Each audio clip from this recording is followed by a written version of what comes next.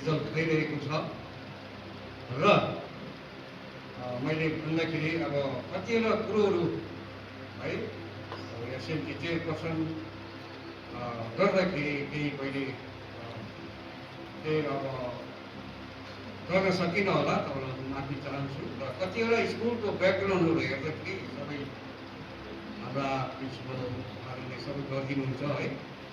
र विशेष हाम्रो यस वर्क सिनियर सेकेन्डरीमा अब अहिले टिचर्सहरू जति पनि अभाव भएको कारण गर्दाखेरि र बिचमा हाम्रा प्रिन्सिपल सबै अफिसमा गएर मिलाइसक्नुहुन्छ है, मिलाएको छ। र कतिवटा टिचरहरू पनि ट्रान्सफर भएर अब कोही जाँदै हुनुहुन्छ। र मलाई जहाँसम्म ख्याल छ यो स्कुल चाहिँ एकदमै ठिक प्रकारले चलिरहेको छ है।